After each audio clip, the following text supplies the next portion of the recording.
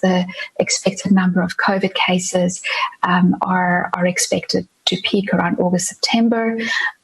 We can see that the results showing approximately 3 million people. Looking at the projected number of deaths, based on the current set of assumptions, our best estimate at this level is sitting over 40,000 deaths coming towards the end of the year.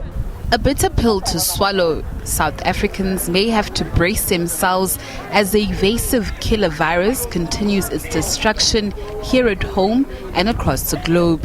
But through basic social behavior changes like social distancing, wearing of masks, washing hands with soap and alcohol-based sanitizers, we may be able to contain the virus. Some projections show that social distancing and the lockdown has to push back the peak of the COVID-19 virus.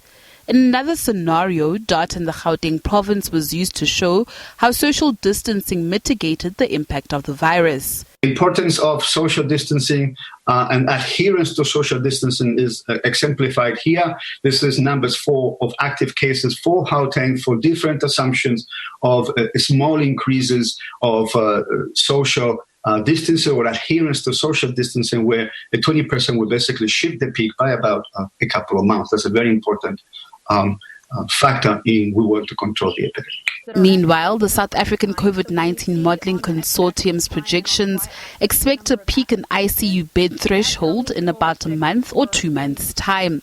We're showing the optimistic scenario in blue and the pessimistic scenario in red. And what you can see is that under both scenarios, we are expecting to breach the ICU bed threshold somewhere between the early June and mid to late July. So that is one thing that we are particularly concerned about. And it's also important to note that although on the general beds plot, it looks as though we may not breach that threshold, many of the people who would need an ICU bed and not receive one would also be in hospitals. The ministers called on the nation to unite in the fight against the faceless enemy. This basically becomes a people's war against COVID-19. It becomes a people's fight, because unless our citizens themselves take responsibility of the infection control, then of course we will not be able to win. Natasha Piri, SABC News, Johannesburg.